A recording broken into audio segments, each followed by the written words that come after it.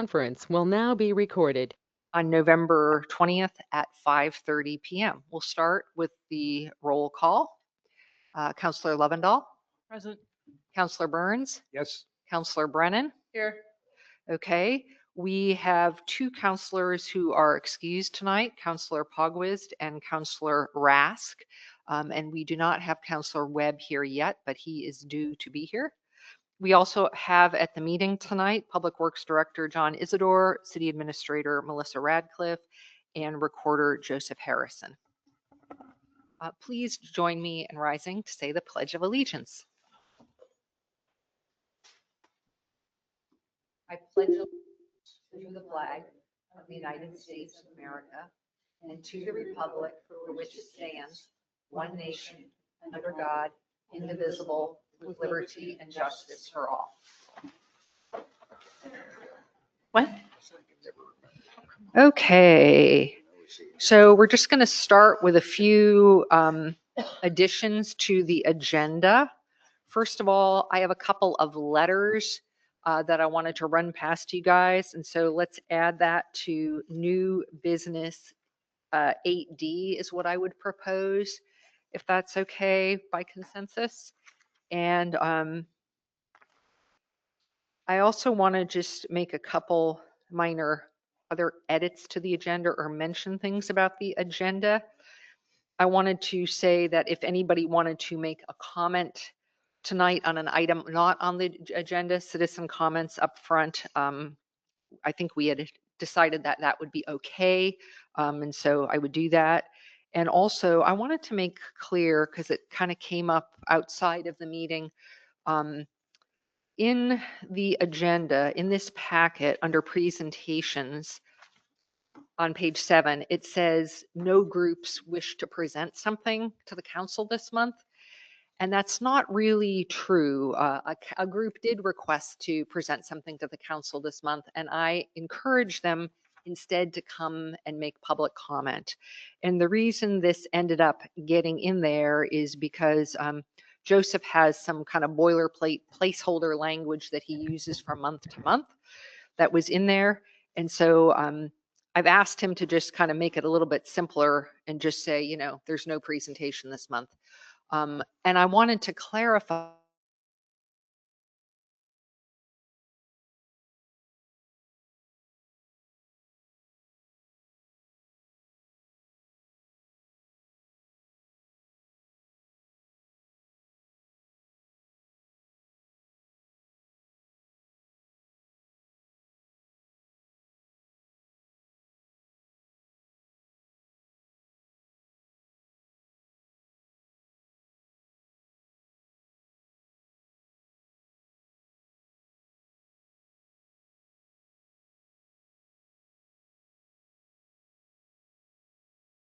as that I have been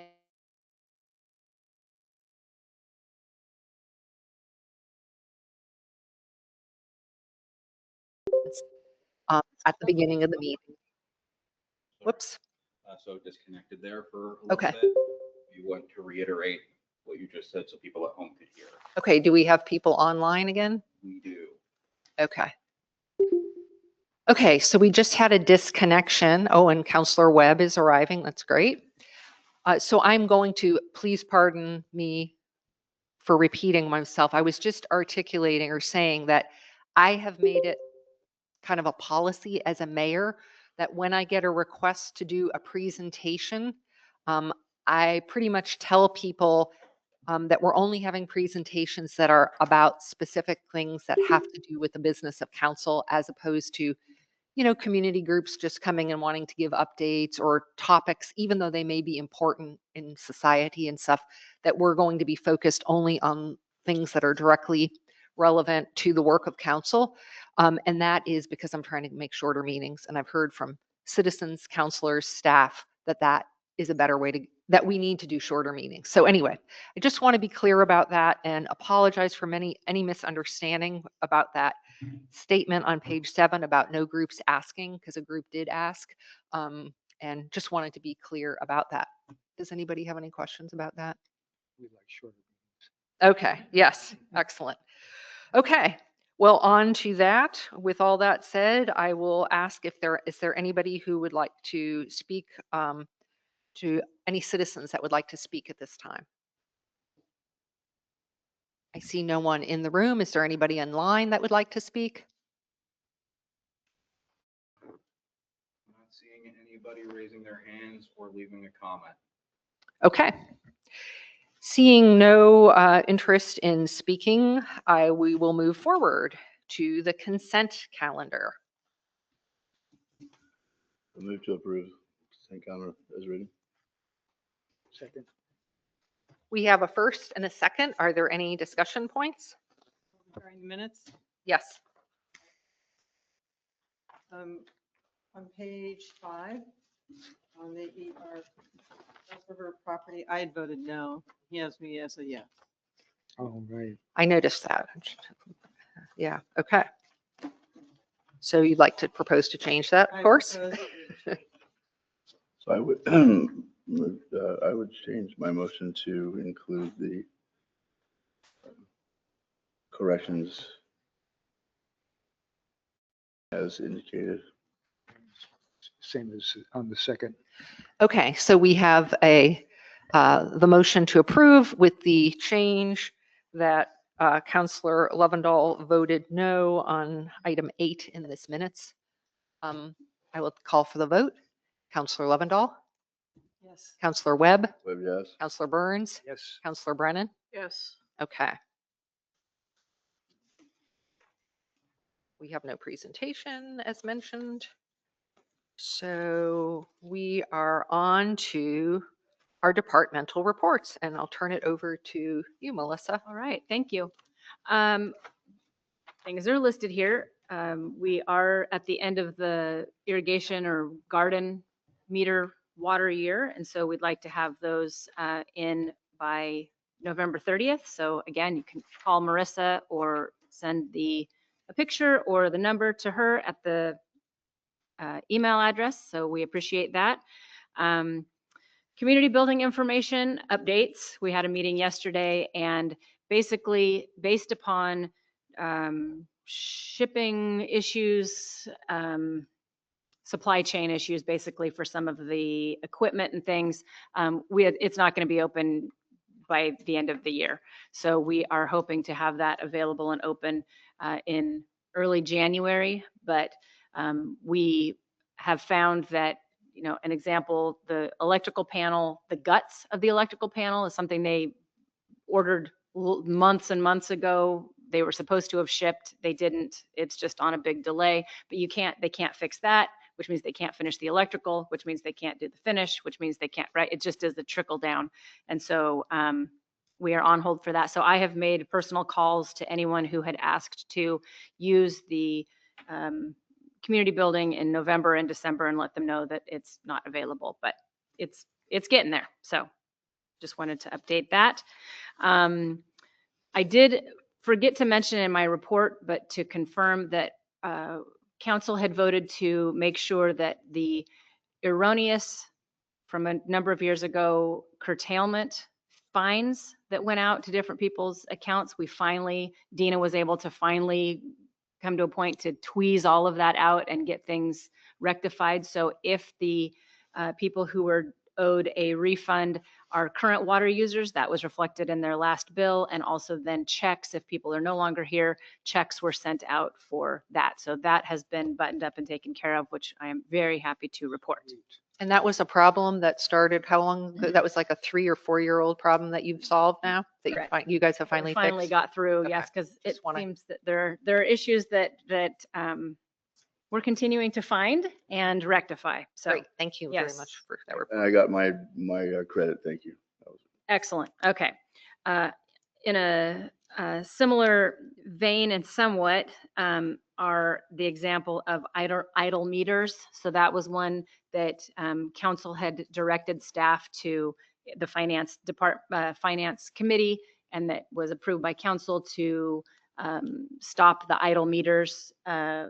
That policy to then have it be that if people have a meter and they are connected, that whether they use water or not for that they would be required to pay the base rate to for the operation of our water system. Again, that has been a more tricky lift than we thought. However,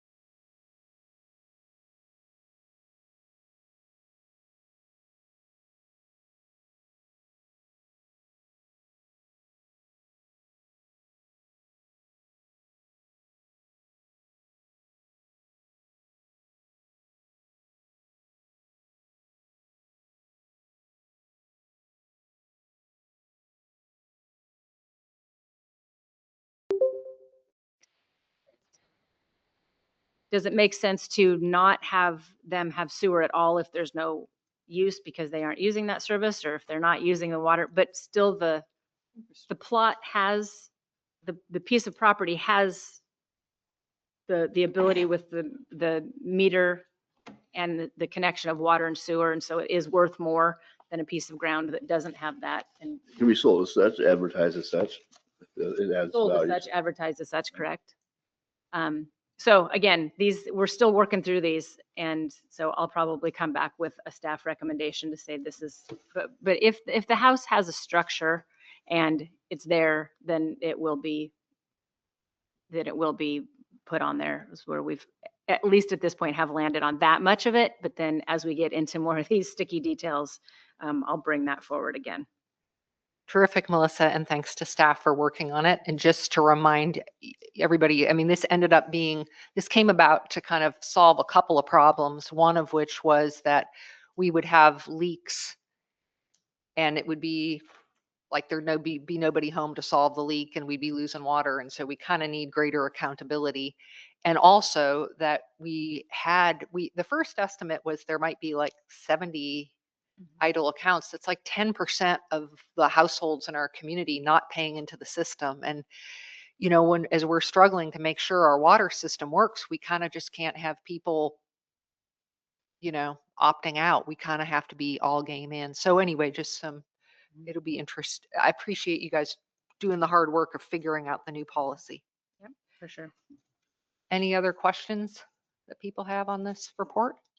And how about, were we going to talk about the letters now, or we're going to?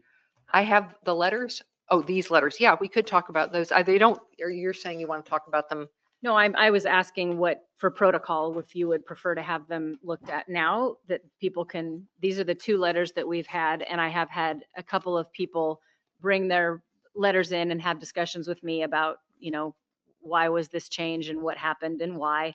Again, the base rates are supposed to be able to cover our operating costs. So that needs to cover the electricity and the chemicals and the public works staff time, and all of those things is what the intention of having the base rate cover for that. And then SDCs and other things are what, and the usage is what is supposed to help with infrastructure and things like that. So we really need those base rates and that amount to cover the people that are making the system run.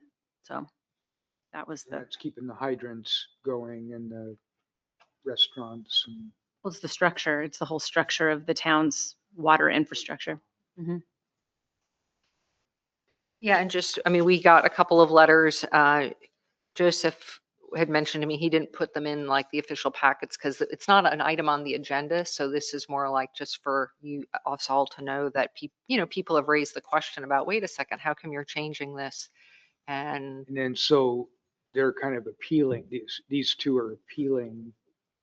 So what would be the process for that? Would they need to come to the council or would they?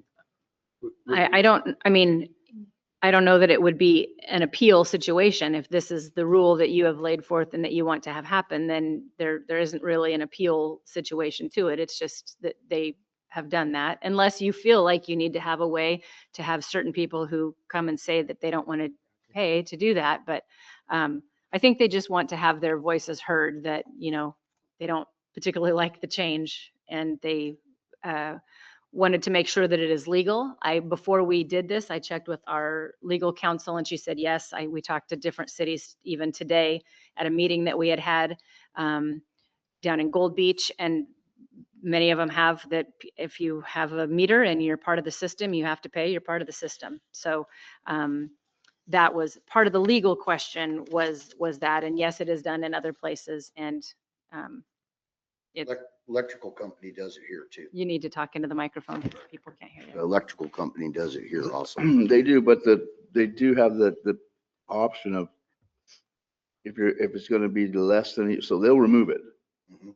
But if it's going to be less than a year and they bring it back, then you have to pay for that whole year.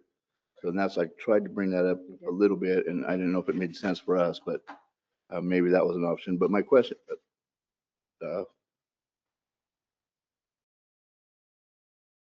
I had a question, and that was if someone chooses to remove the meter, can they?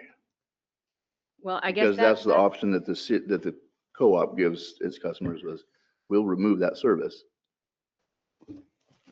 but I guess the question would be, and here's where because that is a question. Someone has said, well, just come take my meter. Right. Well, then does that person have to repay SDC fees when they get their meter back? Do they have to, in order to hook back up to the system, would that then be under curtailment because they Oh, right. can't hook up?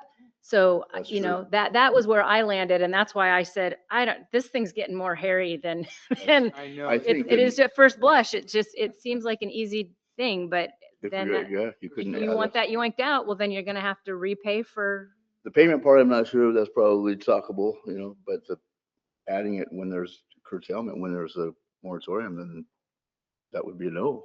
I mean, They wouldn't I even be just able to know that hook up right Roseburg is now. doing this now, and they, and speaking to someone from over there, and it's hard for people, they don't really understand. They go, I'm not using it. Well, you pay for the water when you use it, but they don't understand that we're asking people to pay for the infrastructure so that when they do come back, they have the ability to have water and sewer. The value. And that's, and it's just a concept that we just need to probably reiterate so that everybody can understand that. yeah, And- I think that's the case, Sarah. And also, I've heard from Melissa some of these circumstances that have come up that are a little bit like, oh, how do we solve that one? Or how do we solve this one? And that's, I had said to her, well, why don't you guys keep sorting it out? And then, if there's some that are truly vexing and you need our input, we can give them. But it's almost like you're building it out as you see what the questions are. And, we have had a culture here of giving things away or not charging people for a long time. And because nobody wants to be charged and nobody wants to charge your neighbors. And as a result, we're in a hole, like a deep hole. So we have to start building out. Just, we gotta pay for what the services. So anyway, I agree what you're saying, Sarah. And this focuses on, and we're focused on the landowners. So whether, again, there was an account before or not, it's the landowner that stands to, that their property is worth what it is if they go to sell it or whatever. And we're hoping that maybe, and there's also the question of, okay, so they have a meter because there was a house there, but the house burned down. So now there's no pipes to leak in the house, but there's still, or has it been bare ground and there's never been anything there? It's just, there's a lot of nuance to this. So I think we're just going to have to, and again, we have John and Wade and Joseph and I have really put our brains around it to try and, because again, for as many that's on the list, there's that many exceptions and different situations out there, to try and make it fair to everyone who's doing it and to get ourselves more in line with what makes sense for our system. Anything else, John, on that? Yeah, I think when we get it all worked out, I think what I envision anyway, would be maybe a different rate for the empty lots that have connections. But if they pull their meter and close their account, then it's like the place never had water before. So then all of a sudden you're going to pay 10 grand when you want the meter back. So it doesn't make sense to pull the meter and close the account, because once the account's closed, it's gone. It never had water. And so somebody's got to pay a lot of money to get it back over. So, and Melissa said it right. The infrastructure, it's water plant operations, it's distribution system, it's pump stations, it's everything. And that's what funds the department to be able to do the repairs and maintenance. And we spend a lot of money in overtime making water and fixing leaks. So part is if you have a house here and you got water and sewer, you need to pay into the system. That's how you support your system. And we haven't been doing that in a long time. So there could be 2 or 3 levels we bring to you, and empty lots, no connection. Okay, that's an easy scratch it, get it out of there. But the ones that have connections and don't have structures, then we can talk about some way to make that feasible too. At least that's my vision. And that'll be up to the council to figure out how they want to structure that. But I don't think it's definitely not a one shot for everything. You know what I mean? Right. I So think it'll be great to get for you guys to bring us a recommendation based on what I you're think we can. figuring I think out. it's going to Yep. be a month or two. We just need to, maybe we get lucky and we have a couple of days where nothing's going on and we can knock it out. But maybe, Wade got through quite a bit of it because he has the history and he could do it from the office, and we Google mapped a lot of stuff. So we knew we could knock off about half of the ones that were in question today. So Great. hopefully we can get the other half in the next, maybe the week after Thanksgiving, when everybody's back from vacation. We can knock out that first 40, 45 that was in question. Right. And we can bring you something for those. And then we'll work on all the other lots, whether there was a house there, whether it's just empty raw land that has a meter, somebody paid for it. If there's a meter in there, I'm going to assume somebody paid for the connection. So, but that's not always true. We found that there was some lots that had a meter and there was never a record for the lot. And then we found lots that had paid for meters or paid for connections that never had meters put in. So it's kind of a mess right now. But the ones with structures is pretty easy. We can knock that out in the next week or so. So Terrific. Thank you so much. I feel like this is part of one of the many things we're just kind of trying to clean up and get our act together on. So really appreciate you guys doing that. Okay, any other questions, or we'll just expect then in a couple months or a couple meetings from now, maybe to get a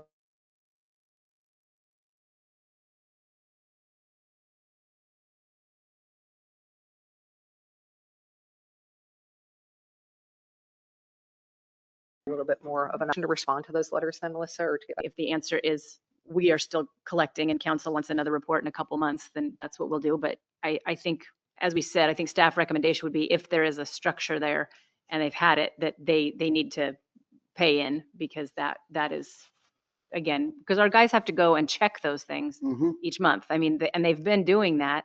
And then that's how we can catch leaks and things. The other piece of this is that even if they've been off for 8 years and there's been leaking through it or whatever, we can't very well go back and retroactively charge them for any water that had gone through that. We just have to start clean and just snap a chalk line and say, from now on, we're moving forward to do this.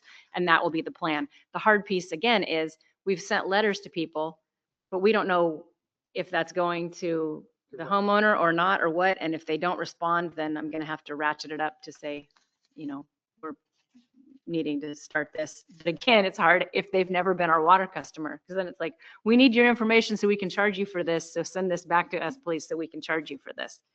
Well, and that comes the tricky part because you have to set up an account so you can bill Correct. Yeah, it seems like it should just be an easy thing, them. but It ain't. as you dig into the weeds on this, it gets pretty cumbersome. So we are following up on that, but the ones we can do, that we know about, that we have the ability to do that, we are going to move forward on those. And then we'll have more information as we go. Excellent. Any other questions or concerns about that? Okay, we will move on to the mayor's report. And I just have basically been kind of working on a bunch of things. Primarily, I'm still working on trying to find, water funding for us to do some of the projects we really need to get done. The big thing that I think I'm going to work on is to try to work on some funding to get rid of that culvert.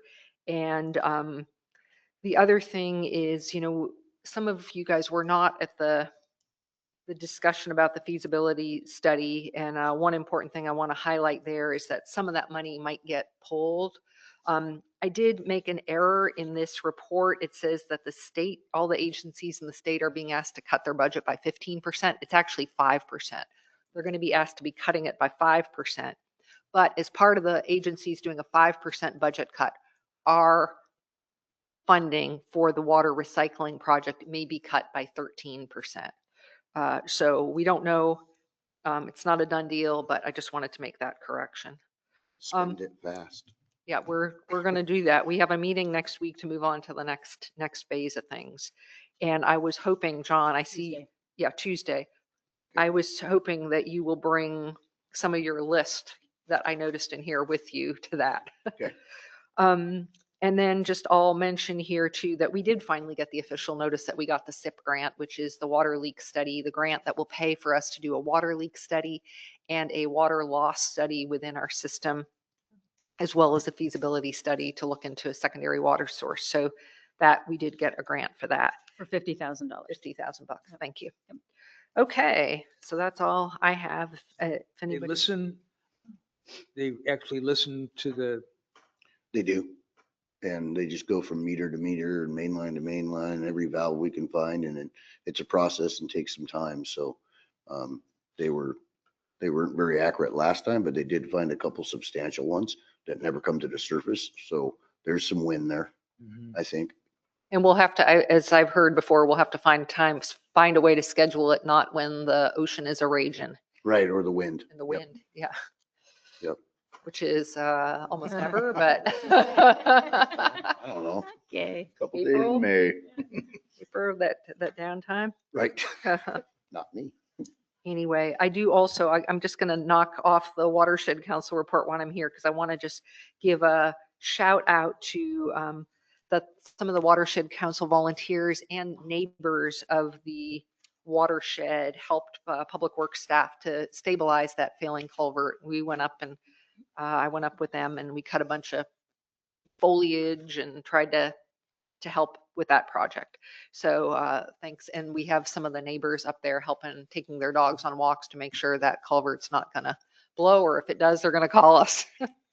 Anyway, okay, moving it on to the next report. Do we have anything for finance, Melissa? We don't at this Okay. point. We are, just so that people know, we are waiting for our taxes to drop in. We've had one partial payment come in so far. And so what we've done between police and public works and us, we've been, on hold, spending wise, just because these are those Jason months that Ann Heath talks about, that until those taxes drop in, because remember, a budget is just a snapshot. So just like when you get hired at a job, they say you're going to make X $1,000 for this. That doesn't always drop in all at once. It's over the whole year. Similar to our budget, it has to drop in as we collect fees and collect, water payments and things like that. So we are we're always very mindful of what we're spending, but particularly now, and then once more of those taxes drop in and we have the ability to allocate how we've put in the budget. We're trying to build up a little bit of a fund that will bridge that gap in the future. I Ideally. mean, that would be lovely. End of the fiscal year to November.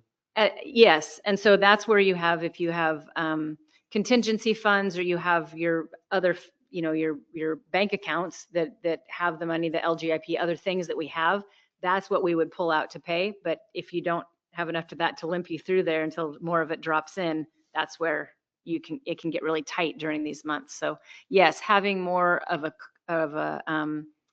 to build up our reserves, to have all that is really critical to that. So we're getting what we need and the things that we have to do. And again, John trying to go from issue to issue. We just continue to do the best we can. And Melissa, I don't think you mentioned it, but since we're talking about finance, do you want to just mention that you Oh, have yeah. about the finance director position update? Yeah, so we do have that still open. We had a few people that put information in. I contacted one fellow who put it in, and he, similar to Ann Heath, kind of a retired fella, and he goes and hikes from February through whenever, so that won't really work. So we need someone who's more here. When we put information out to local papers and things, we didn't get any bites for people to be, hear more. So I do believe that what we're going to look at are the couple people that have sent in proposals will be more remote based, unfortunately. But that's still open. We're still looking at that, but we are getting a proposal from one of our top candidates, of what she'll be able to do time-wise and what she would propose as a contractor, basically. So we're still working on that. And the job is also still open at Buffington Park for the park host, the maintenance volunteer position. So but we have one person who has put in an application for that. So that's good. And there's the current park host is out of there.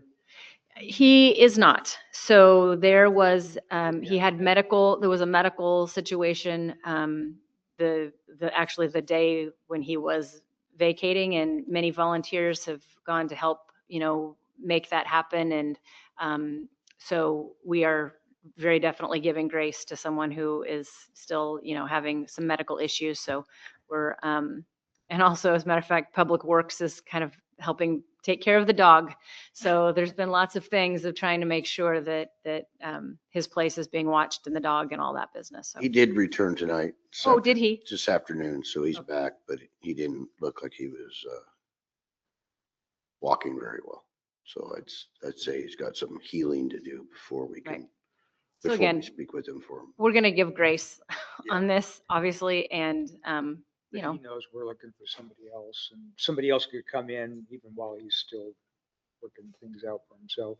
yeah, I think at this point, our fellas have been cleaning the bathrooms and doing things like that at the park. And, there's not a whole lot of tourist activity and things like that. So as And he issues apparently come has another place to go already lined up. So it's just a matter of, Now, was the A-frame at one time where somebody lived that hosted the park? Sure was.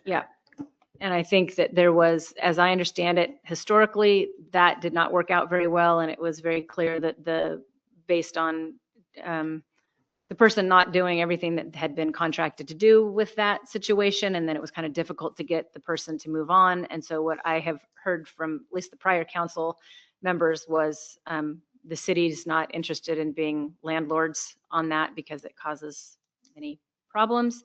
And so that is where that sits.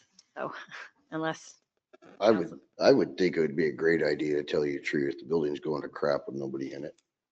And then you wouldn't have the trailer sitting out there in front of everybody, and you wouldn't have the park host upset because the kids are playing basketball at 10 and 11 o'clock at night and yelling and screaming, and you know what I mean? It might solve a lot of problems.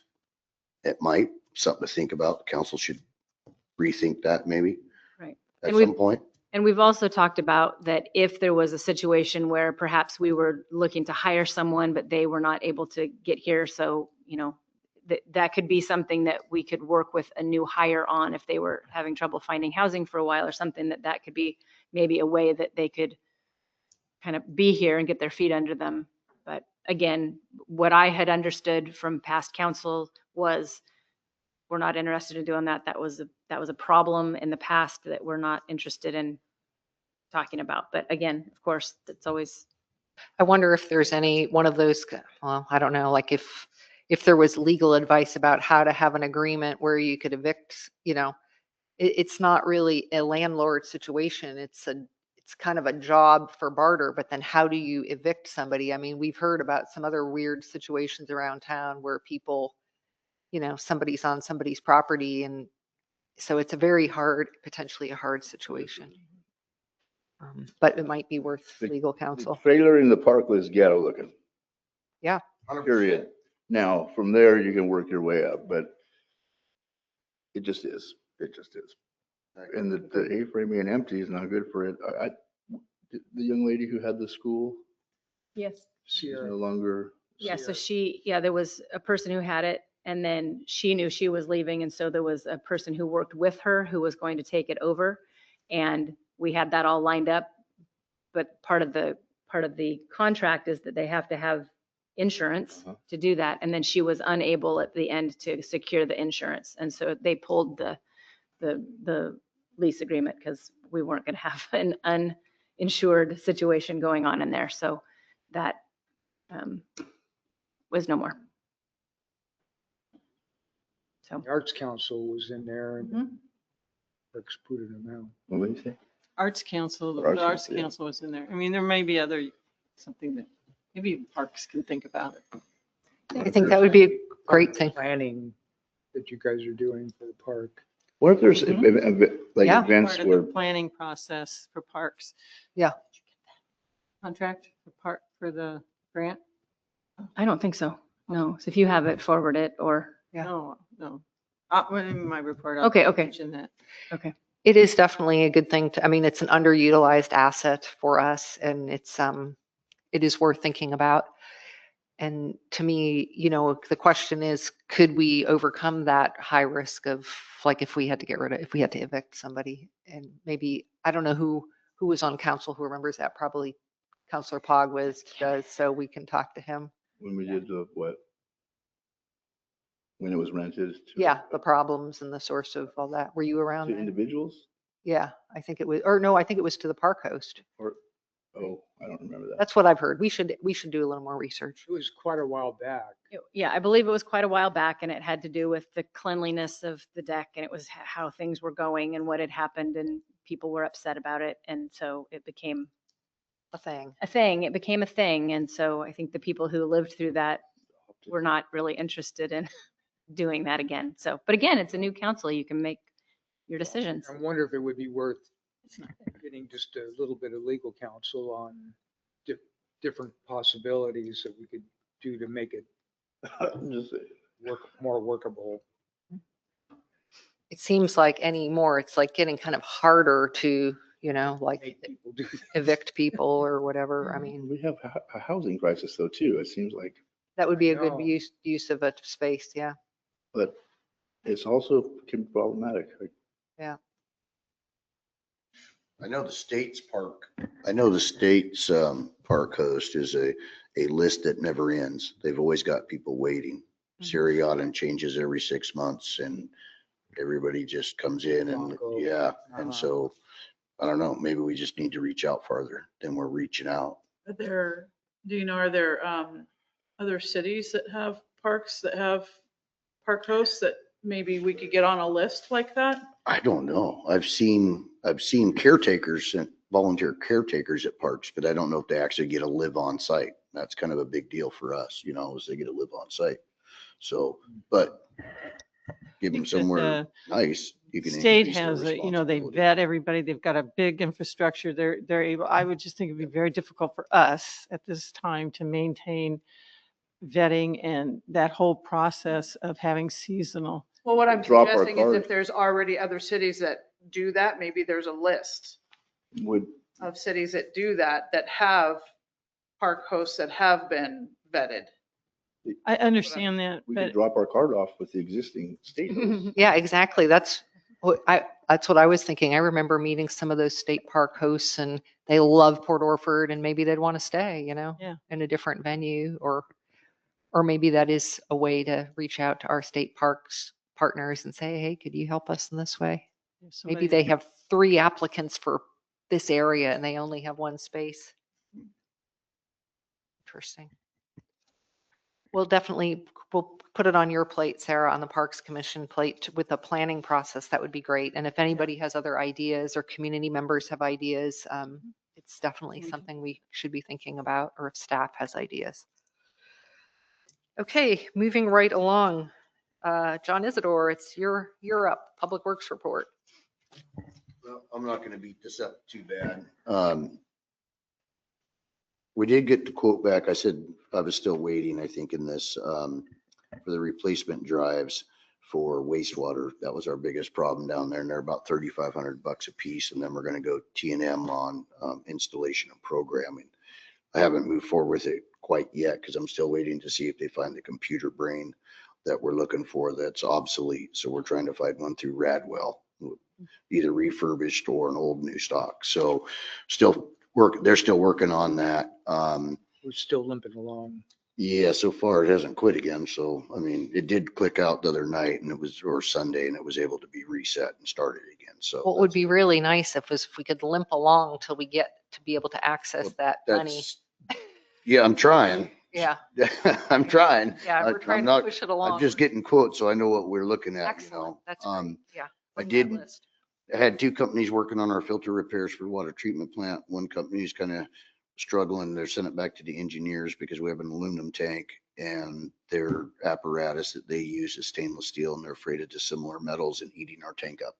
So we're looking at maybe pouring a concrete slab, but then we're still going to have stainless and maybe some type of zinc. I don't know. The other company, Tonka Water Systems, is actively working on it with their engineers. I talked to her probably the 3rd time this week, Tuesday, I think it was Monday or Tuesday, for about an hour. And we kind of went through some of the things that we're trying to work on, and they're going to try to include changing the tube settlers out into clarifiers as recommended in the plant master plan. And then adding air to the air score, which was also mentioned in the master plan. It's everything they can do. So they're really busy, but I'm still in communication. We're still talking. So that's a good sign. I haven't heard from the other company for a while because I think they're kind of like, well, can't put stainless and aluminum. So maybe the engineers pull something out that I don't know of. Hey, John, can I ask for clarification on that? Sure. Are you, you know how when we had the conversation, we were talking about like the fix to get us through and then like the real upgrade. So is this the fix or is this the upgrade or is it like a little bit of Well, both or what do I you? won't really know until I see the cost.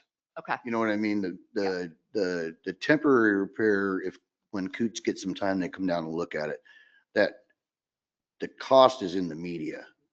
So the more I think about it is, if we're going to dive into it, why do media twice? Because the media is really expensive. Yeah. It makes sense just to say, okay, well, we're going to do X, but I haven't got the cost back on the media yet, but I'm told it's quite expensive. So I guess once I have that, I can kind of go, well, because you can't save it, right? It mixes when you pull it out. There's no separating and it's 5 different sizes.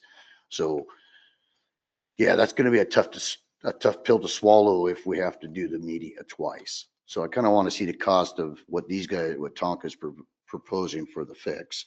Yeah. And then I'll spend more time with Kuntz knowing that they can rebuild the manifold, and then we'll know the cost of the media.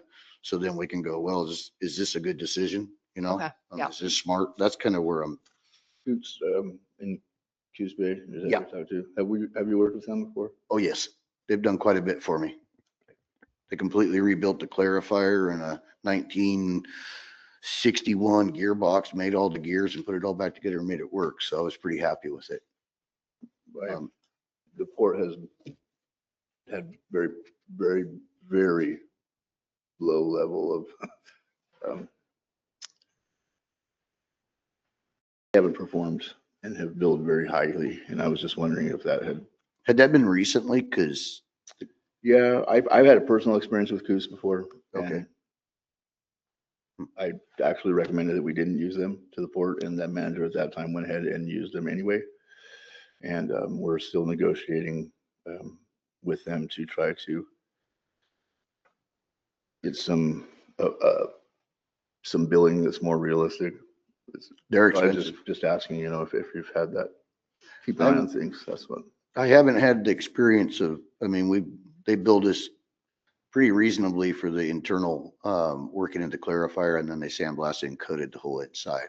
And it didn't break my budget. So the kid that I was working with, I call him a kid, but he's probably 40s. Jeremy was top notch. He could fabricate anything. He did our pump installs and, made 1.5 inch go to 4 inch, and it didn't leak in 2 different locations. And he just did the Coast Guard, generator, cut out the whole inside frame. He was able to weld up a new frame when they told us we had to replace it, and got a radiator in there, and it's working fine. But he doesn't work, he works for his own now. So but he doesn't have the machine shop that Kobe and those guys do. So, as far as welding fabrication, I can call him on a lot of stuff, and he's pretty reasonable. So more to follow there. I will mention that the main garage door into our shop, the only workspace we have with a concrete slab, the door is shot. We had it repaired, and that was about $800 for not very many hours of work and very low dollar parts, and it is hosed. So it's 8 to 10 grand, and I haven't seen the quote back on it. For a door? Yep, garage door. Well, it's 14 by 12, and it's whenever that building went up, it's when that door went in. So it's done rolled its I lifetime. mean, the shop out on Yep. City Shop. City shop. So that's our main workspace for our mechanical stuff. So it's pretty important. We're just gonna have to dig in and find out where we have money to see if we can even fund it. And I'll try to get a second vendor, but right now it's So you might Nielsen as well doors. have that. I got a door to sell Well, you. we just did the one at wastewater, and it's an 8x8 or a 10x8, and it was about $4 grand, $3,500 with installation. So, yep, O'Neill's. And they're about the only company close to us that do them, unless I go all the way to Roseburg, and they don't want to drive down here, or they will, but it's like $600 mob and demob. So it's like, but I haven't seen the quote yet. That's what the guy was guessing when we were talking. So we'll know more at some point. And then I'd just like to touch on one last thing, and that is we started something that hadn't been done in probably 40 years last couple of days with our new Vector truck, and we are cleaning out our decant pond. And it's been pretty interesting. We've gotten 4 loads out of it, and there's probably another 20, 25 loads to go, maybe, Maybe Jimmy What are Hoff is Out in of there. the water what? treatment plant. out of the behind water plant. treatment plant. Oh, Yep. Oh, okay, got it. Yeah, the decant ponds where all the backwash material goes. I don't think they've ever been cleaned, because we got down to a layer of black stuff that is pretty interesting. Really organic. Will be great garden bed material if it ever dries out. So there's going to be a lot of it. So we had to, because it was so full that every time we backwashed, it was filling the drain pipe that goes out to Mill Pond. And it kept clogging. Finally, it clogged up last week, and it took us all day yesterday to get it unclogged. When it clogs up, backwash ends up inside the shop all over the floor. So it was kind of a necessary thing. We didn't want to tear into it now, but we are now. So we're going to work on it as we have time. And then the other thing was Hamlet repair.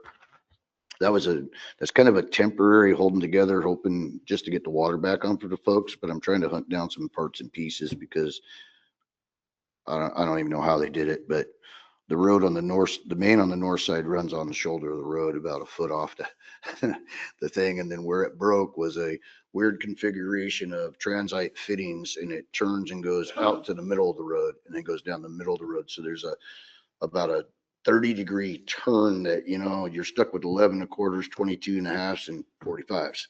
So I'm working with a company out of Roseburg right now to see what the true fix is, to go back and do it. And then we're gonna have to pour a thrust block on it so it don't blow out. So hopefully it doesn't blow out. We didn't really want to have to do testing and shut it back down again, but we wanted residents to have water while we sort out fittings and try to get it done right. So just wanted to leave that out there to everybody. It is leaking just a little bit, but doing our Is this best. a new place where it's This is a- breaking this is a compared new to one. the usual? I mean, I know there's Yep. always a leak that there's often have been. No, leaks this down is on in between Wyoming and 12th off of Hamlet there. Yeah. and we've never had a break in there. So, but it's all the same line, all 4-inch transite. We've had it on 13th Street going up towards the lift station twice now, but this was completely new and it is the weirdest configuration. But we'll come up with some fittings. It's going to be expensive. It's probably going to be $3-4 grand in fittings just to get it to, make it line up. But we have to because of any hammer on it's just going to push it and it's going to blow apart. So. And I'll just mention that was one of the lines that was in our brick grant that we lost the opportunity for. So all those lines over there were all slated to be Yep, our high and priority. then 9th Street got paved on Tuesday, I believe it was, and the material was pretty wet because we had a whole bunch of rain. So we let it sit for 4 or 5 days. So hopefully when we pull the cones off either Friday evening or Monday morning, it doesn't sag too bad. But so that's done and we'll open the road up. I know there was concern called coming in. They want to be able to use that road instead of going around Circle K's parking lot, but it's for the best interest of us. That was a pretty expensive patch job. I think that's all I got. Thanks very much, John, and thanks for everything. Any questions? Any other questions? Okay. Oh, one thing, or is the community garden over at the park, is that finished water? Nope, It's raw. Yep, but they only have water when the plant's on. Actually, it's not completely true. There will be residual water there, but there won't be as much pressure because the pump's off. So if Hubbard's pump is off, then the pressure is what's static in the line, which is still enough to water and stuff. But we fixed their line.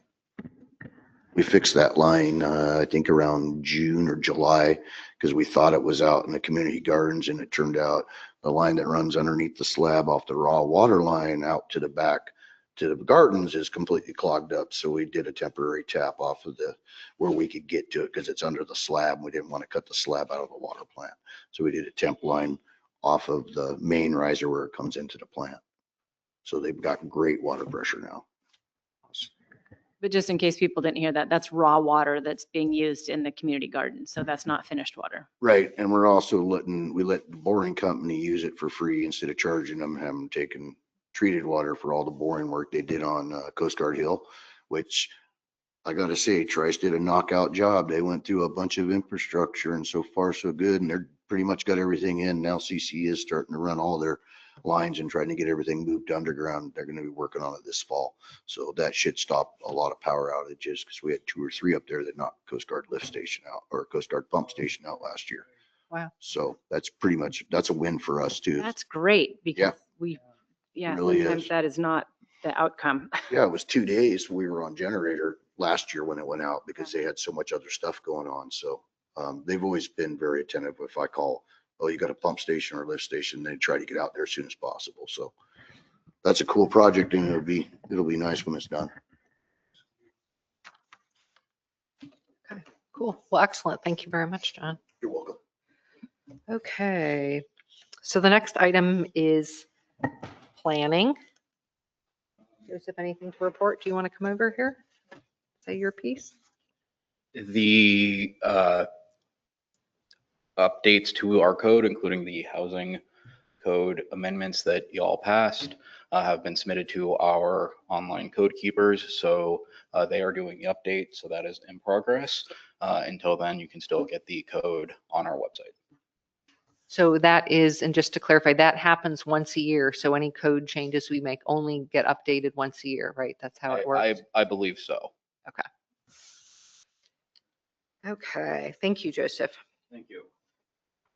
Okay, now on to liaison. Parks, Sarah. Okay. I won't read all these, but we looked at our priorities, things that we could actually, really work on and get accomplished versus we have the bigger ones that are in the master plan. So they're listed here. I got word, someone told me that the Oregon Parks and Recreation sent to you last week a contract for the grant. I don't. And it may not have I gotten here didn't yet. see, I was you gonna know, say, I you don't haven't get- seen that. you don't get mail every day. So, yeah, it was supposedly, Was it like a letter sent to me she just. or an they just- email? It was Skydra that had said that. Okay, I haven't seen heard that. anything from her or from a park. She didn't do it. She was speaking with someone, but I could try to find out more information. Apparently they said they sent the information to you and I don't know how. It but I'll may find be out. the .org, .gov thing, although the .org should It should get still forwarded. forward. It Yeah. should still Still do that. forward, It yeah. will. So but I don't recall seeing that. Yeah, you So, would definitely recall it, I'm sure. yeah, well, a lot of We things. may have to, I don't know if that contact is Curry Gill or who it is, but we probably really need to Yeah, I'll follow up on that. follow up on that. We also had, John was here earlier, a man that, John Hansen, that has put in for Parks Commissioner. We asked him, he's going to come to our next meeting and then I'll bring him to you at the next meeting. He wants to volunteer. He's a retired landscaper. That And was he's- John that was in your, And he's very interested in the parks and so has ideas and he wants to donate some time to Great. work on it. So I appreciate, and I know different people have said this before, like on our commissions, that it's really important to invite the person to actually come to the meeting and kind of interview them or just understand what their level of interest is rather than just kind of, even though we always want volunteers, it is useful to kind of just, that's why Yeah. we decided that we would do that. Yeah. That was Yep. brought up before. great, So- thank you. So that's it. Excellent, thank you, Sarah. Uh-huh. Okay, on to historic preservation. I'm kind of serving as the liaison for that, so I'll just tell you that we have been still working on the sign to put up on Fort Point, and it's coming along. I believe the Historic Preservation Committee voted on the proposed text today. It's kind of being circulated to the tribal partners, and so apparently putting in that sign and bench is something on the right of way up there is something council approved, quite a while ago. So well, anyway, that's still in progress. We're finally getting closer. So next, port. The port has, well, the new cranes are working. The old cranes are gone. There's everyone, Talk into that thing, the please. public is invited to a commissioning of the new cranes on November 30th at 1 PM, which is Sunday. Everyone's welcome. Be some, I don't know, you'll check it out. They're working. Have you used it yet? Have I? Yeah. I have not. Okay. No, I'm not gonna use, I'm just kidding. I haven't used them yet. They're working well. I mean, there's some, again, some engineering that has occurred that isn't working out for our needs. And there's gonna be a removal of one of the buildings that was just built. One will stay, one will remove, and then we'll see which works and which one doesn't. And it's really a dynamic situation, to say the least, down there. But the Okay. cranes work. Okay, excellent. Well, November 30th at 1 PM, that's going to be an exciting moment. Not sure the governor was going to come, and then I'm not sure that she's going to at this point anymore. Okay, thank you for that. I already gave the little watershed report, so fire, I'll turn it over to Counselor Brennan.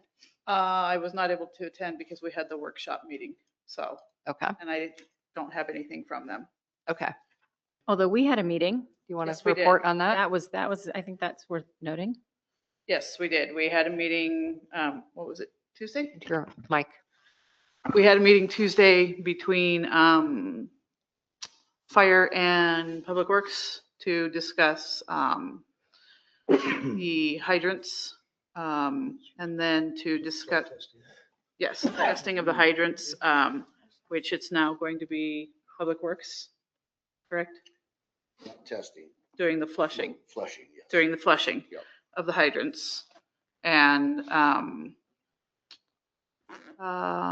what else is, one of your guys is gonna go on during trainings to Yes. work with them on the hydrants.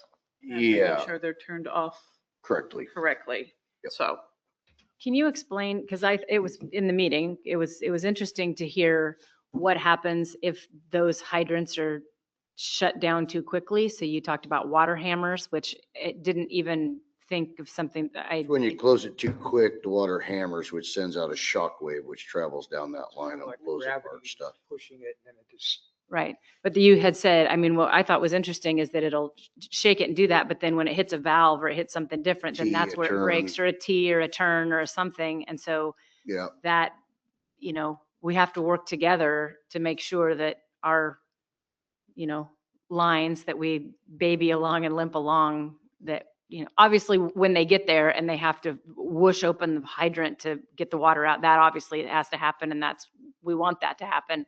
But it's at the end. at the end is where the problems cause, once the adrenaline's hopefully down. And, so I think it was a good meeting to work with our fire folk to And to just communicate. have better communication Communication. between the departments. Yep. So.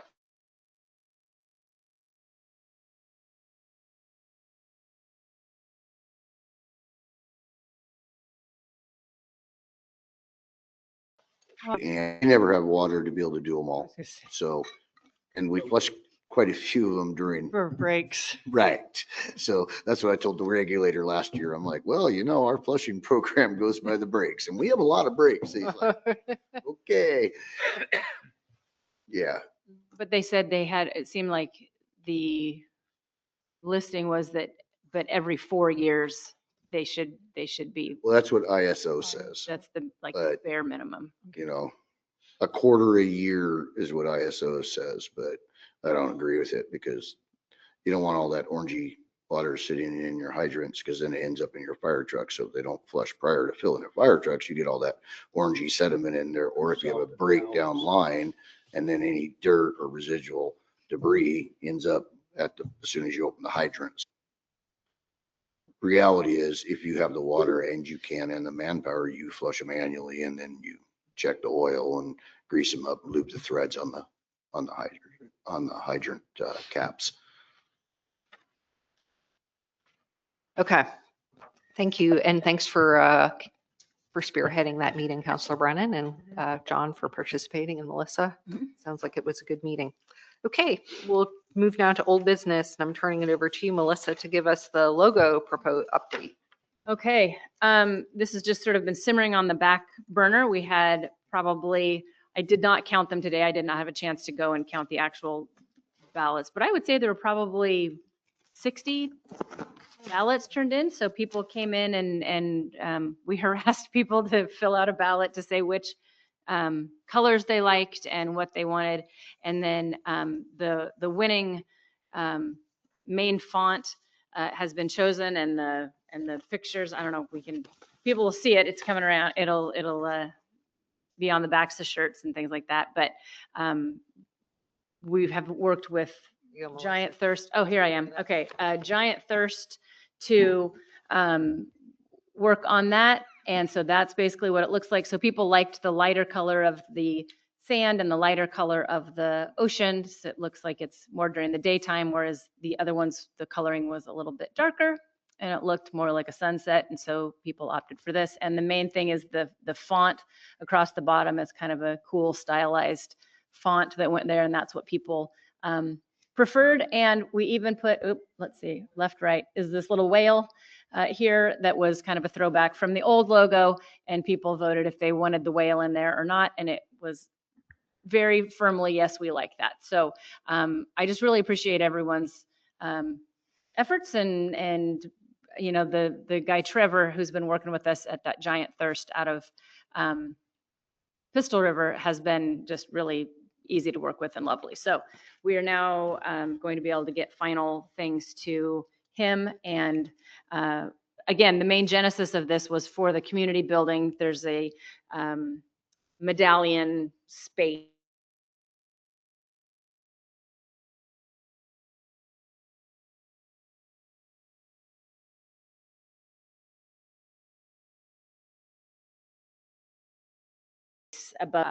up there. It'll be good. It's always good to get a new look for the town. We're always, wanting to celebrate this place because it's special and magical, and we're just really lucky to live here. So we want to have good things for our people. Absolutely. Well, very cool. Yep. Okay, well, we will move on now to new business. And 8A is, so every year it is one of our jobs, the city council, to evaluate the staff person that we have purview over, who is our administrator, Melissa Radcliffe. Melissa does evaluations for her staff. And so it's just kind of part of good management that we do that.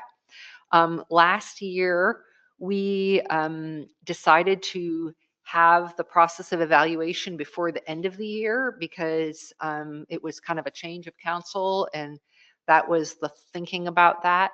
And so I'm bringing it up to you at this meeting. I've brought the evaluations, and typically what we do is I will pass them out to council members. You have time to answer the questions and then get them back to me as a mayor, and then we will schedule a meeting to discuss this with Melissa in executive session. So, and then she gets, a letter that summarizes her evaluation. That's kind of how it works. So this is kind of tied to, so I will pass these out to you now, I guess. That's if you choose, right? If you choose executive session. Yeah, I could, yeah. And we give one to Melissa too. Yes, so thank you. She can do a self-evaluation, so that helps us. Anyway, and evaluations for staff, all staff are, our thought is they're constructive. They're opportunities to celebrate people's good work and also to talk about, ways that people can work. Any of us who do anything could always do things better, or sometimes we know we can do things better, but we can't because we don't have enough hours in the day or whatever. So that's the spirit in which we will do that. I'm going to skip ahead to maybe talk about C too, because the question is, when do you want to get back together to have this discussion? And this is tied to what do we want to do in the December meeting. So I'm just going to bring that up. So we're going to meld A and C together. Initially, we thought that we could perhaps do a ribbon cutting, open the community building on December 18th, but it turned out, because in November, that's what the guys were telling us now, we know we can't do that. We've had a proposal to just not have a December council meeting because it's December 18th, it's close to Christmas. Councillor Pogwizd, who's not here tonight, told me he thinks it's a good idea to skip the December meeting so that staff has a little bit more time to just, catch up and not have another meeting.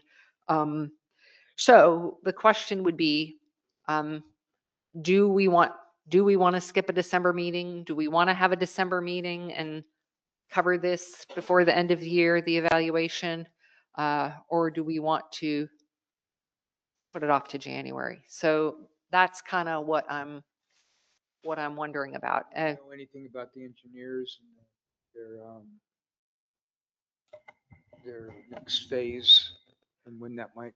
For the outstanding, for the wastewater, we're having a kickoff meeting with them on Tuesday, but I don't think there's a council action required. I mean, I can certainly give you an update or anybody an update that after that meeting, but I don't think, we were just trying to anticipate, are there going to be council actions required? And we could leave the meeting on and in case there is, or, as you know, sometimes things come up and we have to have a special meeting. Other things that have happened, I guess, in years past, if people try to have an earlier meeting earlier in the month, rather than the 18th. I think just leaving it up, if there's a need, then we just have a special meeting and just say that we're not going to have a meeting if there isn't reason to. There's always, No, I was going to say, I agree. We could leave it on the calendar and then if nothing, we could just cancel it. Is that what you were saying, Wiz? Or just say no meeting, but have a special Oh, meeting if okay. it comes that if something comes up that we need to discuss. But figure out not having it. I vote skip. oh, I'm so surprised. Councillor Brennan.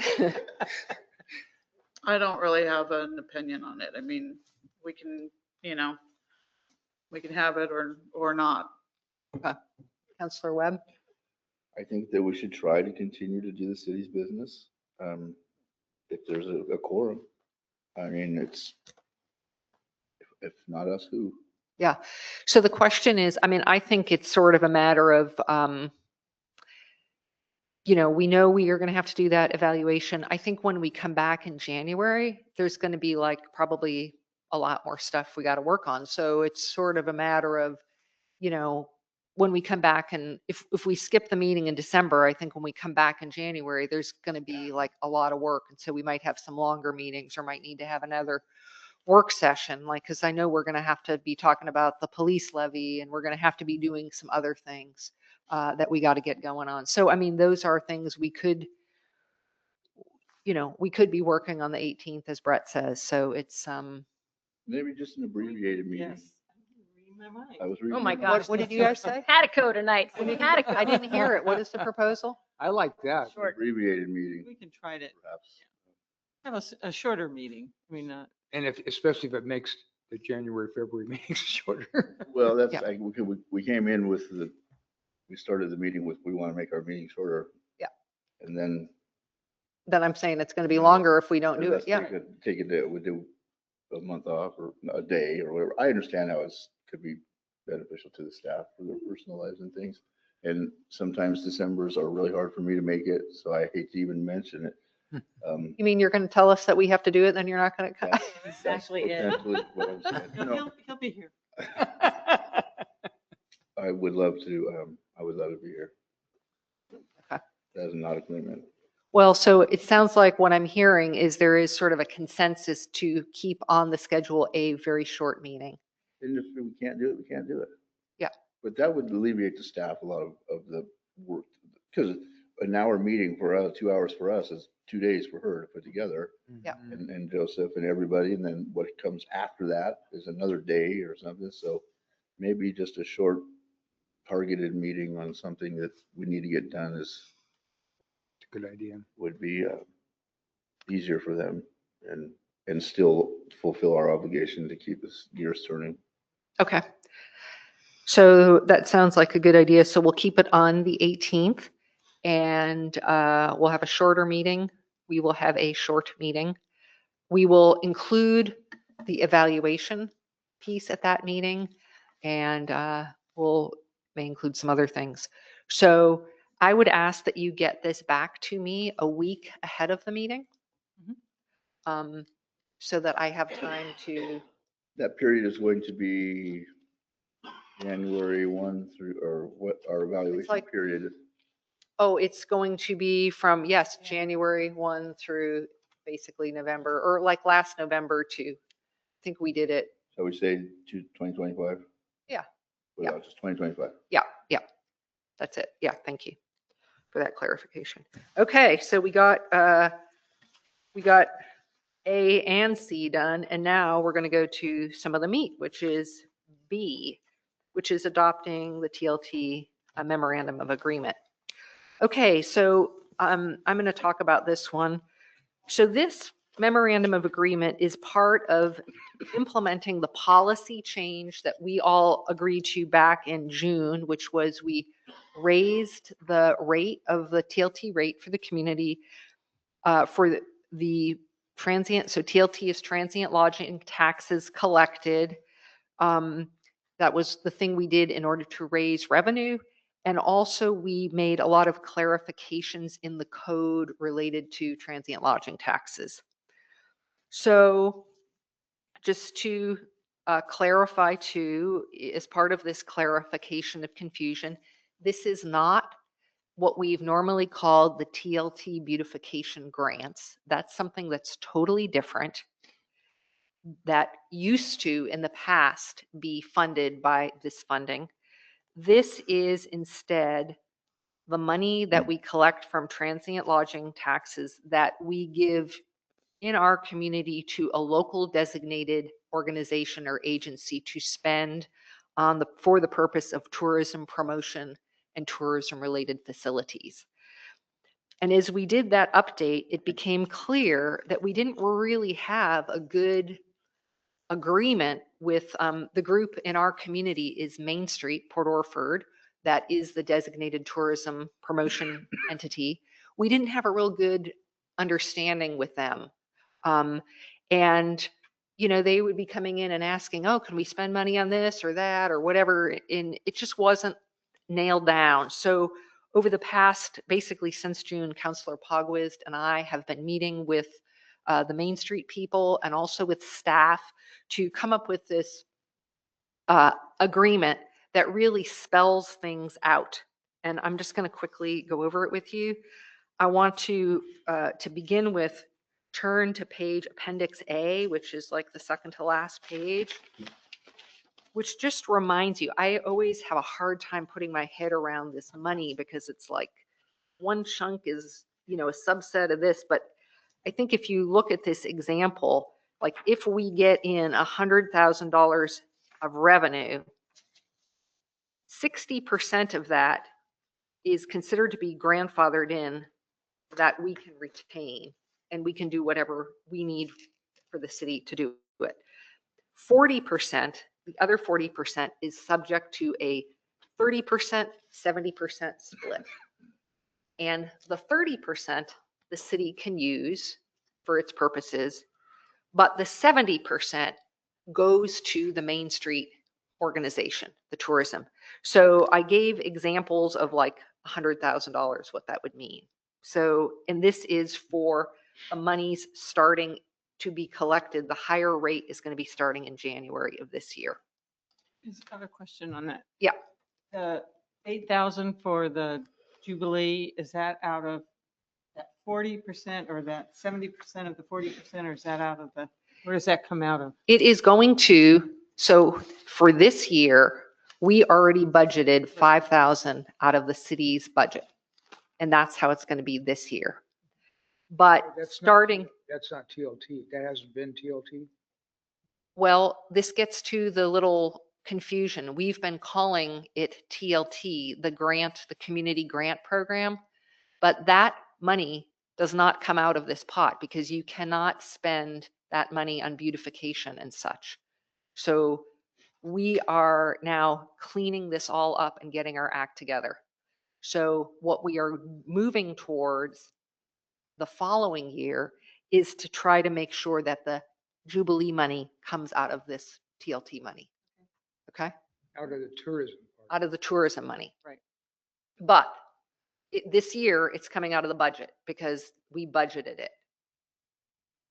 It's under, Yeah. it's under Under the- TLT beautification grant, but that money, even though we've called it TLT, that's almost like a historic hangover because it used to be way back when funded by TLT funds. But now, if you look at what the statute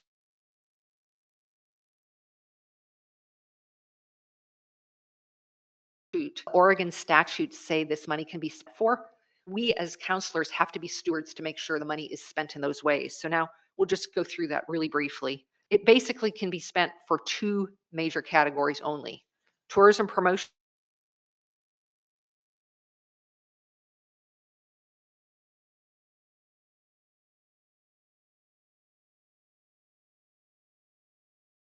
be Motion spent for. included events or So in this agreement, we have in here, tourism promotion means any of the following: advertising, publicizing, or distributing information, conducting strategic planning or research necessary to stimulate tourism, operating a tourism promotion agency, or marketing special events and festivals designed to attract tourists.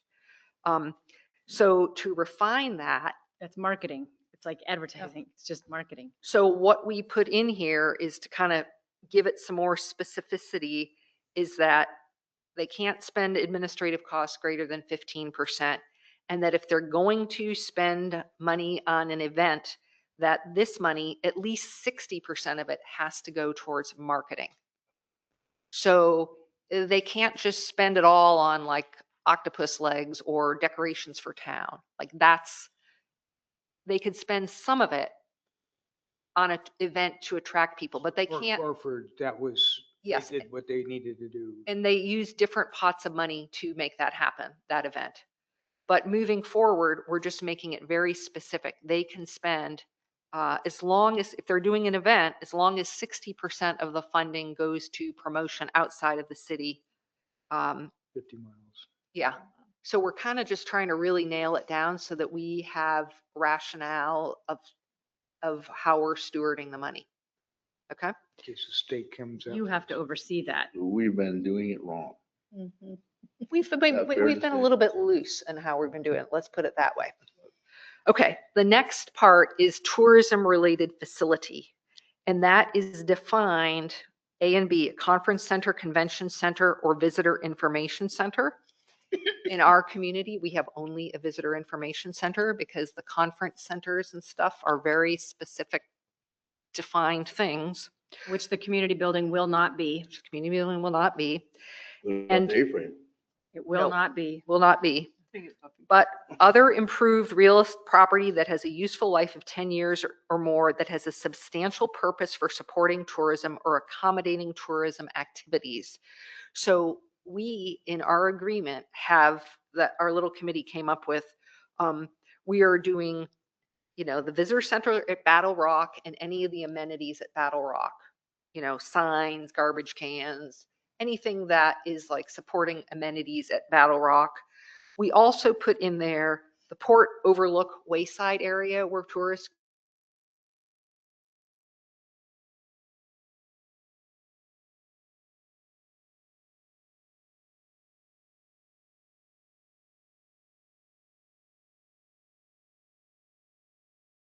go. And also we putting at this time the Buffington Park or the community center because they don't meet the definition. For the park to meet the definition of a tourism oriented facility, we'd have to like really have something in the park that is like a destination kind of thing for tourists. Like we'd have to really design something in that park. So I wondered if the A-frame like became a museum yes, if the A-frame became a museum oriented towards ring. bringing tourists, that would be the case. So that might be something we think about as part of the plan.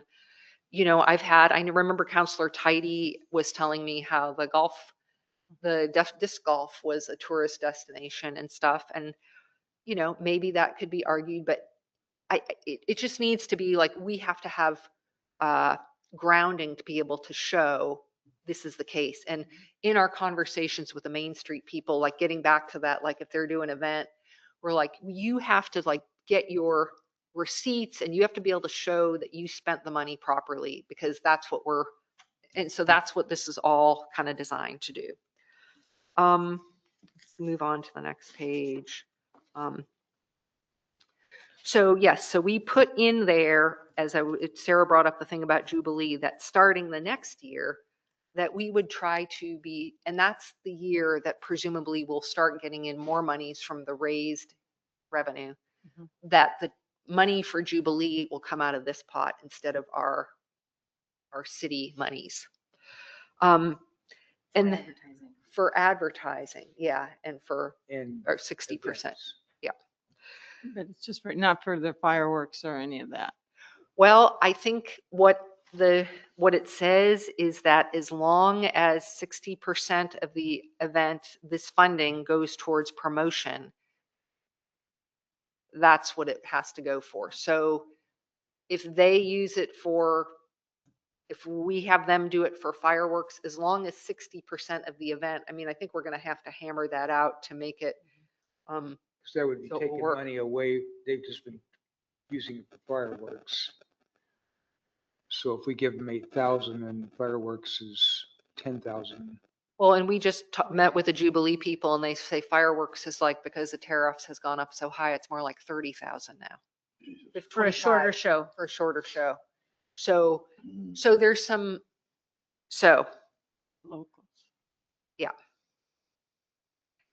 but hopefully, if we give them this money for that part of things, then they can have money for the other, or we give it to them and that helps them, maybe they have money up front to pay for the fireworks, but then they we'll have to sort that out.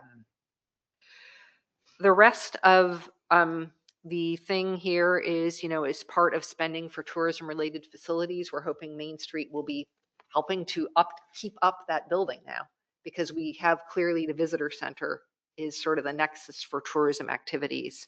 I think for those other facilities, that's a little bit more on a back burner, as we get funds but also as part of oversight we have in here, we're asking Main Street to keep careful records, which they already do. But part of what we're doing is trying to set the framework going forward. We have some really great people there now, but we're just trying to People, yeah. set it so that this is, and that because council is supposed to have oversight, we've asked them to bring in their budget and bring it to us, so that we can approve it and moving forward. So I'm going to ask you to also look at page now 5 of this. One of the things that's been like super confusing about this is that we've been projecting their budget, like saying, oh, we think you're going to have this much money, but then we don't really know. So they asked us, and we're going to try to figure out how to do this, that we're going to try to go to actual funds collected. So what this means is we collect funds in one year. This is so kind of crazy making, but we collect funds on one calendar year, but it actually goes through July is the quarters.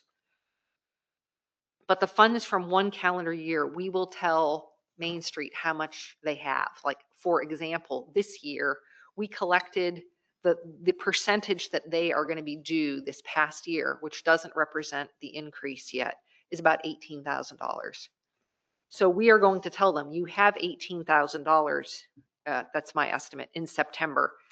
Then they're going to come up with a budget and bring it to us early next year, and then we can approve that as part of our budget. And then they will be spending it the next year. So this is trying to explain how we can go to actual fund. So we'll have a Accounting. skinny year. Are you thinking a skinny year moving into that, or? Well, how do you because bridge that gap?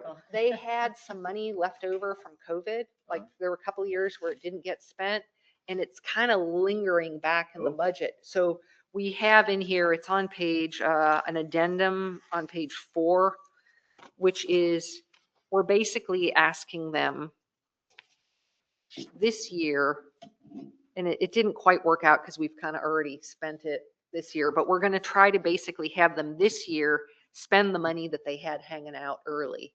And then next year they'll spend the money or the amount of money that they I had like this that. year. I like And that. then we're going to kind of clean it up and get onto track where then thereafter it's going to be this thing.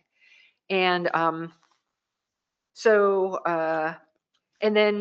we are going to have it here where Main Street comes every year, gives us a report on what they did the year past, tell us how it went, propose a budget for the following year. That's our oversight. And then we will have that number for our budget. And the thing is, we have to spend the money from TLT on TLT stuff. So it's not like we're not going to micromanage them, but if we have a concern that they're not spending it correctly, that's where we have oversight to say, hey, you guys, you can't spend this on Christmas decorations or whatever the thing is, So, and I will say too, some of this came from a model. The League of Oregon Cities has model agreements for this. So some of the language came from that, and some of it was just really hammered out between us. And it is inventing something we didn't have. So I think it is going to be a thing that we are going to revisit every year. If it doesn't work out, if we have trouble, if we're kinks in it as we go, we can make adjustments. And we also have in here that every year, whoever the people are in charge at Main Street, or if in the future, if it's a different organization or whatever, have to come in with the city administrator, and everybody reviews it and says, okay, we're all on the same page, right? So anyway, that is what we came up with to try to exercise our supervisory responsibilities better. And that's what this is about. So I've done a lot of talking, but there you have it. I wanted to help everybody understand because it's so confusing. Does anybody have any questions or? My only comment was, and it won't change how I feel about this. I just think the park, Huffington Park, is used by a lot of tourists during the summer and during, it's used far more, not just for weather related, but I do think that that has some tourist aspect, but we'll look into it. I- I agree with that miniature golf thing. I mean, Yep. people, I'm gonna go, or the skateboard park. There's people who do, I'm gonna skate every park in Oregon, and we're one of them. And I struggle to set those aside from tourism too. It's hard to.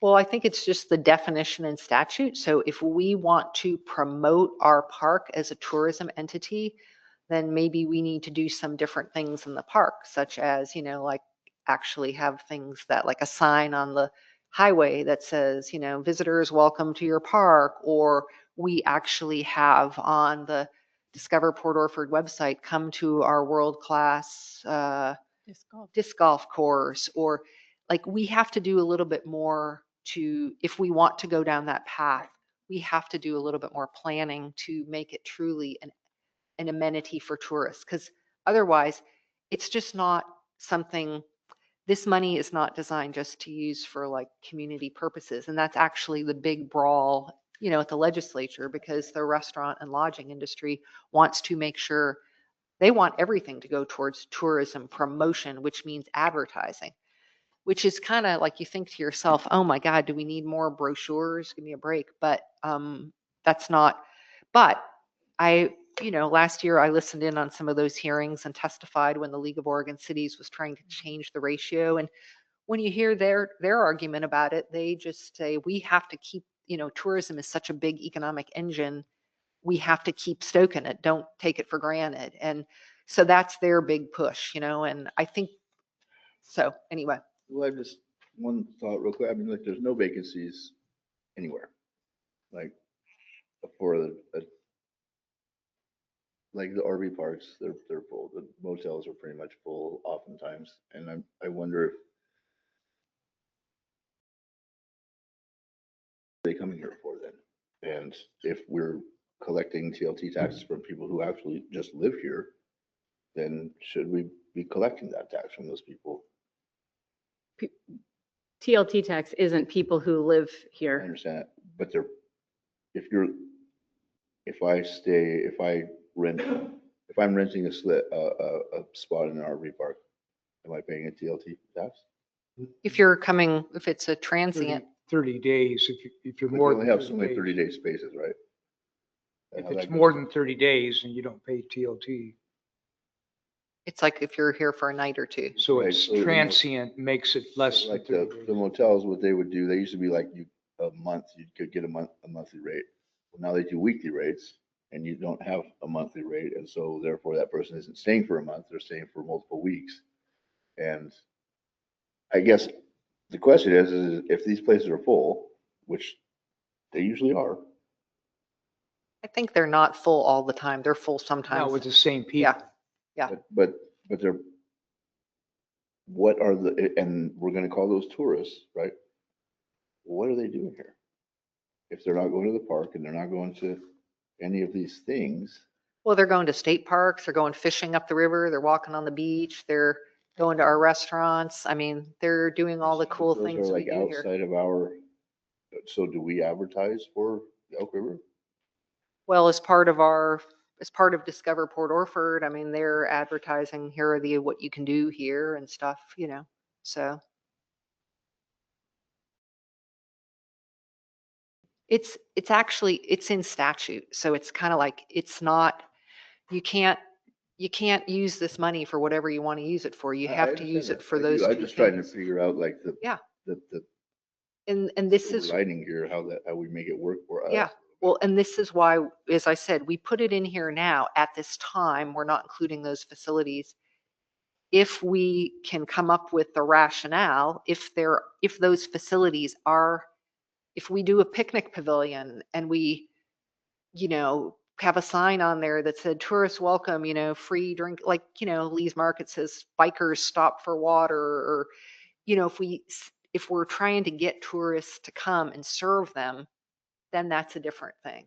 I guess ultimately what I was wondering is if we could ask our TLT partners to have a small questionnaire. What did you do when, maybe, and that might give us the rationale to say that actually our park here, we've quizzed our visitors and they do go to this park and there's your rationale for investing in it or because the rest of us kind of just you're guessing at what they do.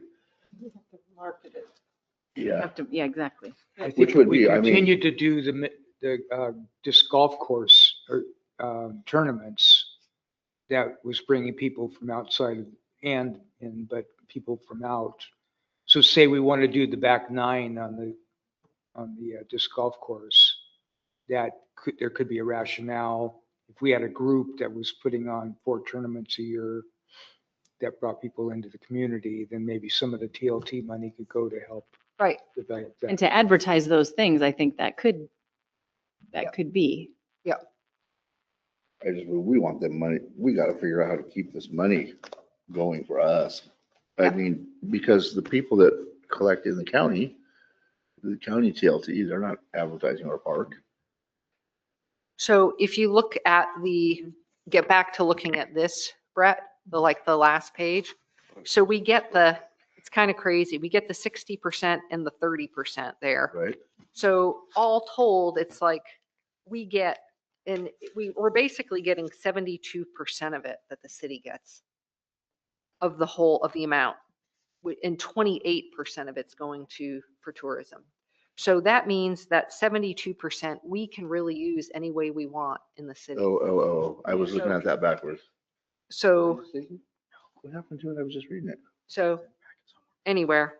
So I think part of this whole effort is designed to try to make it work for us better. I was looking And- at that backwards. I'm Oh, sorry. okay. Yeah. I was seeing that backwards in numbers, my fault. So anyway, but we have the option moving forward, to adjust or do this as we see fit. Or if there is a new tourism entity here, like, if somebody decided they wanted to do some sort of walkway through the park or some sculpture garden or whatever it is that is oriented towards tourists, then we can revisit this. But we have to we as a council have to be able to, say with a straight face that we are I making was sure the looking at money. that backwards. I was looking at that completely Okay. backwards. I'm sorry. Okay, great. No, Good. I was struggling with that backwards. Yeah, well, if you take some time with it, it is super confusing. That's why actually I did a colored version of this at one point, but you can see, I tried to just break it down because I was hurting my head over it. No, And that, this Numerous has been a times. lot of time and effort of trying to figure out, and what is it, and how do we do this? But wait, is it 10% of the 40%, or is Right, it, I mean, and you increased the amount also Then in you add it the that you voted on. 3%, then that's a whole different And it percentage. used to be 1% of the 7%, 100% of the 1% of the 7%, and now it's, it's just. It's really, this is nice. Thank you. I Yeah, can yeah, see and that. she did see she's done a that. really good job with this can to see try and that. help figure all of us out to say, how do we think about this to try and be as clear as possible in a situation that's very muddy. Very muddy. Yeah. And we are also going to, not yet, but it's actually very much in progress. We just did this first. We're also cleaning up what we have formerly called the TLT beautification grants. I think we're just going to have to change the name of it to beautification grants. We're cleaning that up too if we decide to continue that. So anyway. So Okay. I'll move to adopt the TLT MOA for the city and I'll second. Main Street. Any further discussion? Okay, I will call for the vote then. Counselor Lovendall, Yes. Counselor Burns, Yes. Counselor Webb, Web, yes. Counselor Brennan. Yes. Okay, thank you. Yeah, that's great. I can see that so much better now. Yeah, I didn't know where you were headed. I was really No, confused. No, where well, you were when we headed. added the 3% or whatever, forget it. This is great. Thanks for all your work It on this. started at 6 and then we added 1 and then now we added It's 3. just goofy. This is not this. I It's can good. see it. This is good for us, and it's good for what. Well, it was like when part of it came because Ann Heath was looking at it. She was like, "Oh my God, this code is so confusing," and it I was thought I understood it Yeah, too. so That's we- crazy. got it sorted out. Okay, 8D is just, I've got 2 letters here that I'd like to send. And actually I probably should have said this during the earlier part of the meeting. The Port Orford Rotary Club, or the Rotary Club of Port Orford, actually, I am just seeing is how they're officially named, has decided to donate $20,000 for our American Legion Hall renovation. And it's really a great thing that they're doing that because as our fundraising committee always says, it shows local support for the project and that helps to leverage other funds from the outside. So we really want to thank them. And since, I mean, sometimes I would just like write a letter like this, but since I know we were coming to the meeting tonight, I wanted to just share that with all of you. And I thought, well, that's really stepping it up. And so I'd like to write it on behalf of the council and citizens. So I wanted to Good. just share it with you and see if everybody felt okay with that. Anyway, We just do consensus. yeah. Because I think it's just, yeah. Yeah, I think that's a great idea. Okay, and I would like to, I'm going to go to one of their meetings and thank them in person, but I just have been super busy. I can't believe it, but I swear Thursday noon, I've like always got some other thing going. We were at a meeting of the League of Oregon Cities today, and anyway, okay. And then the second letter, similarly, I would normally just write this, but since I was bringing it tonight, the library has asked us for a support letter to, for them to upgrade their accessibility features at the library. So I think that's a no-brainer, but I would like to also send it on behalf of us all so that it's maybe carries a little bit more Perfect. strength. So if everybody's okay with that by consensus, everybody okay? Okay. Excellent, thank you. And then, okay, so that moves on to considerations. So do we have any citizen considerations? Dave, please step Whoa. up. A moment. I need to state my name. Yes, please state your name and address. My name is Dave Foley. I live at 2855 Port Orford Loop Road, Port Orford. One thing Gary said that I've been thinking about for a while, Port Orford is the oldest city on the coast, if I'm not mistaken. It's got good history here, and we do not have a museum of any sort of any kind. And what he said about the using the building down at the park to start a museum there would be a great idea. It'll get to start getting the crew together, start getting some stuff together. And if it's not big enough for the future, we can start there and get it going. I think that would be a great idea. Plus, bringing reference to the city park being something for the public and the tourist industry. You don't have a decent picnic table around here. When that wind blows, when you're down on the port or up at the heads or down at the Sariatin, those trees up in there would make a great place to line up some picnic tables and make a walkway down through there. There's already walkways in there. You just modify them a little bit. You can bring tourists in there. They would love a rest area to come. I mean, if you had the museum there, I think that'd be a great draw. I mean, you know, Port Orford has got a lot of great history. Absolutely. And I think that'd be a great idea. That's all I wanted to say. Just put that on the record. Okay, Thank you. cool. Thanks, Thank you, Dave. Might be able to work with the tribes on something there too. Okay.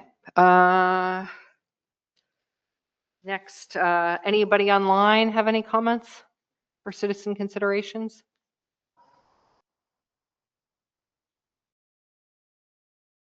I'm not seeing anybody raising their hand or chatting, putting anything in the chat.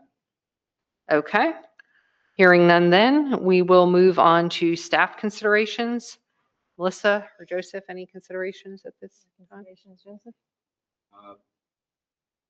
We're getting out of here in less than 2 hours. Yes. Okay, That is good. very good. Okay, counselors, any considerations for anybody? Anything to add? I did attend that virtual VA meeting.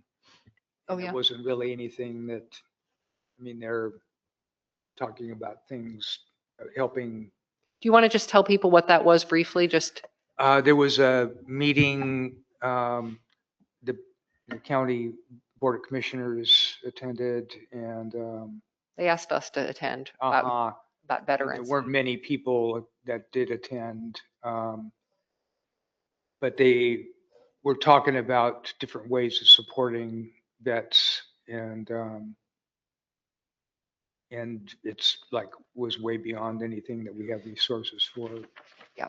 Okay. Well, thank you for covering that base, Gary. Really appreciate it. And I think that is part of like more like their, like what's in their mission, right? I think. I don't know, but Yeah. I think it's just working with that idea. Yeah.